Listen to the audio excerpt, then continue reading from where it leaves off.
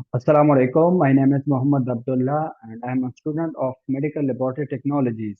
So today my presentation topic is Petri dish. आज का जो हमारा टॉपिक है इसमें हम पढ़ेंगे कि पेट्री डिश क्या चीज़ है और इनके पार्ट्स कौन से हैं और इसको हम किस तरह मेडिकल लेबोरेटरी में या माइक्रो लैब में किस तरह यूज़ कर सकते हैं। तो सबसे पहले हम पढ़ते हैं कि पेट्री डिश है क्या। These are small container to carry different type of media। ये हमारे पास स्मॉल कंटेनर है जिसमें हमारे पास डिफरेंट टाइप ऑफ मीडिया जो है मौजूद हैं और the use for growth of various micro organism. और इसको हम यूज करते हैं माइक्रो ऑर्गेनिज्म की ग्रोथ के लिए, चाहे वो बैक्टीरिया है या वो कोई और माइक्रो ऑर्गेनिज्म है, तो इसमें हम ग्रोथ के लिए यूज करते हैं। They made be they may be made of glass and plastic. ये हमारे पास बनी होती है, ग्लास की भी होती है और प्लास्टिक की भी होती है। जो हमारे पास ग्लास पेट्री डिश है वो हम रीयूज कर सकते हैं अगर इसकी प्रॉपर क्लीनिंग हो जाए और स्टरलाइज करके, तो इसको हम दोबारा से रीयूज कर सकते हैं। But it a lot of effort and is a time consuming process. लेकिन ये बहुत मुश्किल काम है और इस पे बहुत सारा टाइम हमारा जो है वो कंज्यूम हो जाता है। तो इसके बजाय हम disposable plastic petri dish use कर सकते हैं जो आजकल अवेलेबल है हमारे मार्केट में, और ये हमारे पास सिंगल यूज के लिए होती है। फिर इसके बाद फिर हम इनको डिस्कार्ड करते हैं।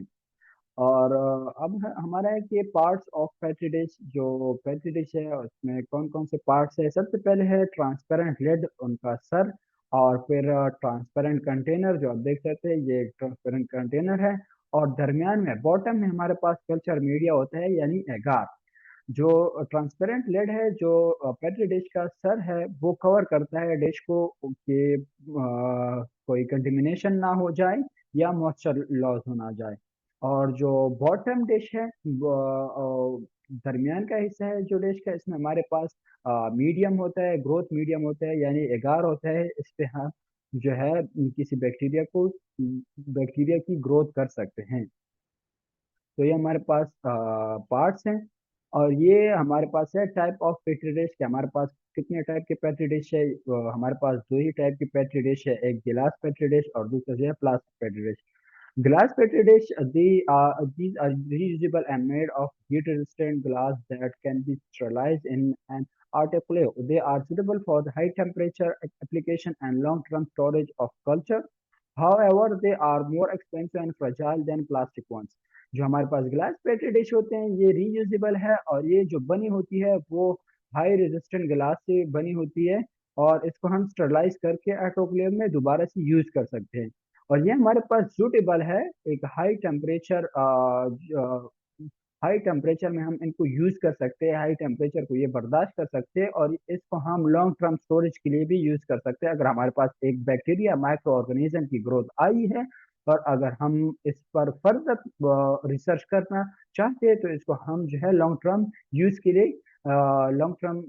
स्टोरेज के लिए यूज कर सकते हैं। लेकिन ये हमारे पास थोड़ा एक्सपेंसिव है और फ्रजाइल भी है, यानी इनका ख्याल भी रखेंगे हम एज कम्पेयर टू प्लास्टिक। और जो हमारे पास प्लास्टिक पेट्री डिश है, they are disposable and made of transparent plastic. और जो हमारे पास प्लास्टिक पेट्री डिश है ये हमारे पास डिस्पोजेबल है और ट्रांसपेरेंट प्लास्टिक से बनी होती है। और ये बहुत ही आसान और हल्की है as compare to glass. But they may not withstand high temperature और harsh chemical। लेकिन इसको हम हाई टेम्परेचर में यूज नहीं कर सकते, चाहे वो, और ना ही हार्श केमिकल में इसको हम यूज नहीं कर सकते। They may have close fitting cover और ventilation hole to reduce condensation and improve air flow.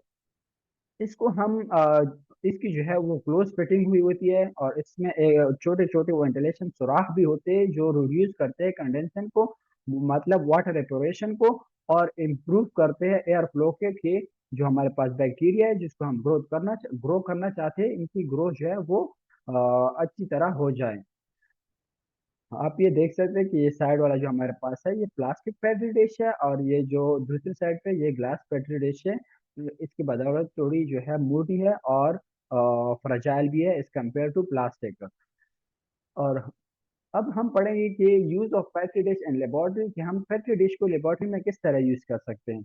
A petri dish is a tool that is often used in a lab to grow cells or microorganisms. To use a petri dish, you need to follow these steps.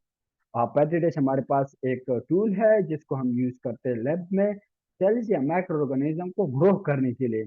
और अगर हम petri dish को जो है वो use करेंगे तो कुछ स्टेप्स है, अगर हम उनको फॉलो करेंगे तो हमारा जो ग्रोथ होगा, जो हमारा बैक्टीरिया ग्रो होगा, तो वो प्रॉपर तरीके से ग्रो होगा। सबसे पहले हमारे पास पहला पॉइंट जो है वो prepare the agar. Agar is a jelly like substances that provide a suitable surface and nutrient for the cells और micro organism to grow. Agar जो है हमारे पास जेली लाइक सब्सटेंस होता है जो प्रोवाइड करता है एक सुटेबल एनवायरनमेंट, सुटेबल सरफेस और खुराक जो सेल्स या माइक्रो ऑर्गेनिज्म को हम ग्रो करना चाहते हैं। और जो एगार है वो हमारे पास पाउडर फॉर्म में जो है वो मौजूद होते हैं। इनको हम गर्म पानी में मिक्स करके ऑटोक्लेव में रख के उस उतने टाइम तक ऑटोक्लेव में रखेंगे कि ये बॉयल हो जाए।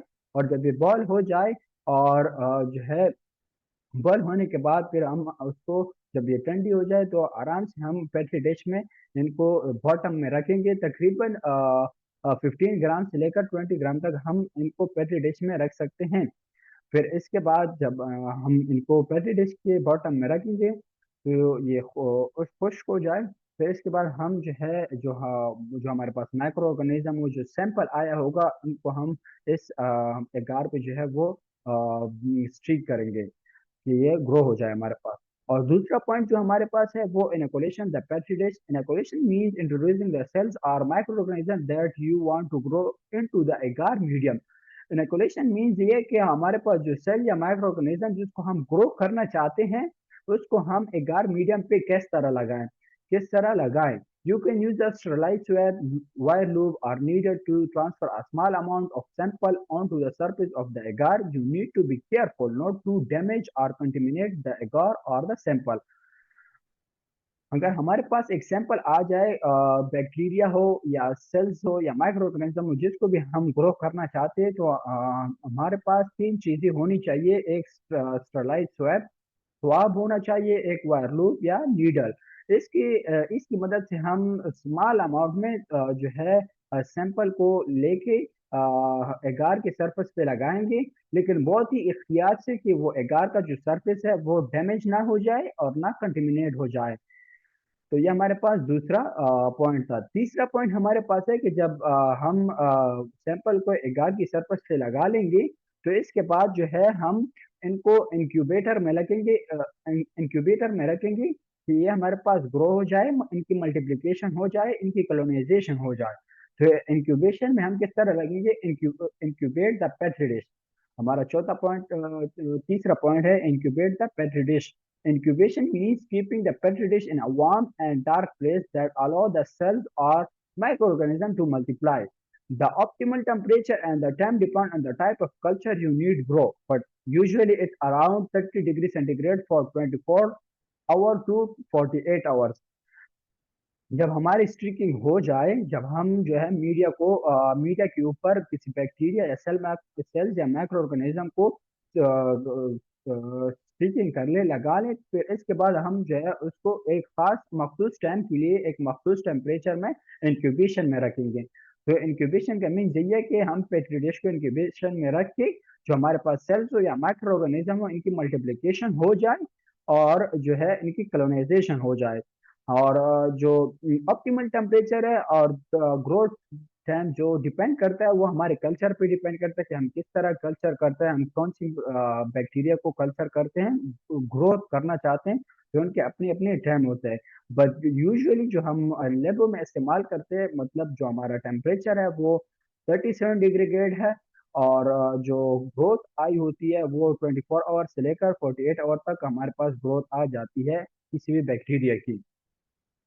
फिर जब ग्रोथ आ जाए तो फिर इसके बाद हम जो है इंक्यूबेटर से जो है वो पेट्री डिश को निकाल के फिर इनको हम ऑब्जर्व करते हैं, एनालाइज करते हैं और रिजल्ट के लिए फिर भेजते हैं।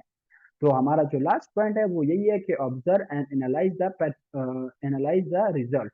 After incubation you need after incubation you can examine the petri dish and see how the cells or microorganism have grown.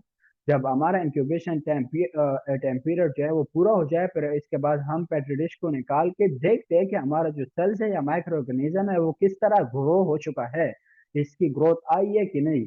You can use a microscope and magnifying glass और your next eye to observe their shape, size, color, and pattern. You can also measure their growth rate, density, and other characteristics.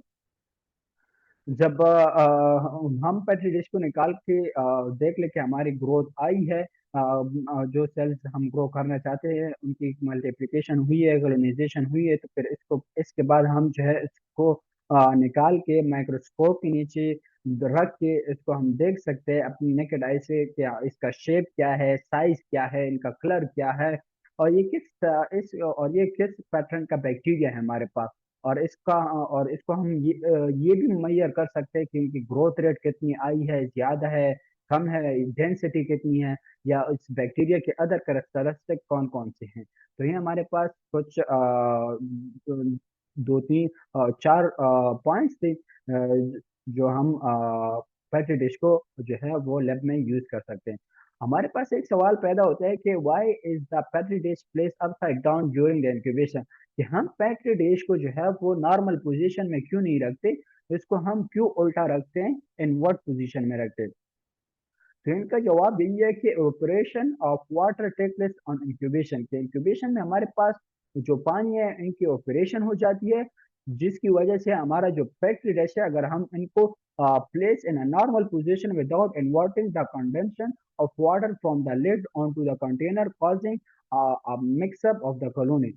जब हम petri dish को अगर normal position में रखेंगे, upside down नहीं रखेंगे, तो हमारे पास जो वाटर होगा, जो वाटर मॉलिक्यूल होंगे वो लिड के ऊपर जो है वो एवेपोरेट हो जाएंगे और उसके ऊपर बैठ जाएंगे। जब हम लिड को या कंटेनर को बाहर निकालेंगे, तो ये नीचे गिर के कॉलोनाइजेशन की जो कॉलोनी हमारे पास बनी होती है उनके साथ मिक्सअप होकर हमारा जो कॉलोनाइजेशन है या ग्रोथ है उनको जो है वो इंटरप्ट करेगा। Therefore, these lead to uneven growth of microorganisms and interfere with determining the microbial growth. यही बात है कि जब वाटर जो है वाटर मॉलिक्यूल जब नीचे बैक्टीरिया के साथ मिक्सअप हो जाएगा, तो हमारे पास जो है वो माइक्रो ऑर्गेनिज्म का जो ग्रोथ होगा वो interfere with the determined microbial code. और जो हमारे पास ग्रोथ आई होगी या हमारे पास जो माइक्रोबियल काउंट होगा उसमें हमारे पास जो है ये मिक्सअप हो जाएगा। तो ये सही तरह से हमारी जो है वो ग्रोथ, जो बैक्टीरिया ग्रोथ है वो नहीं आई होगी।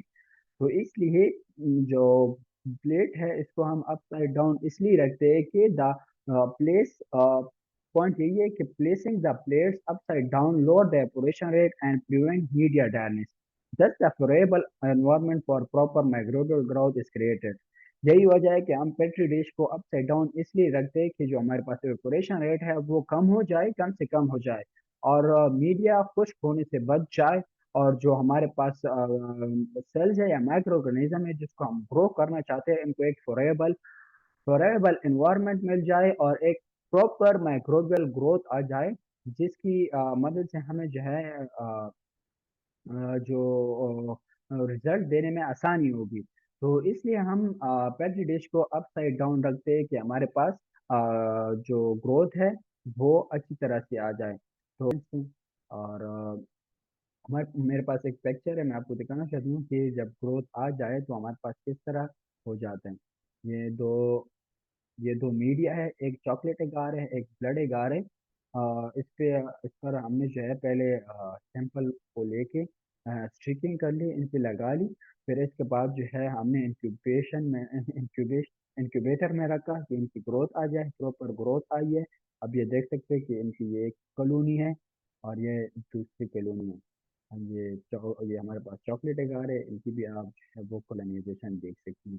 तो ये आज का टॉपिक था हमारा। अच्छा, अल्लाह हाफिज।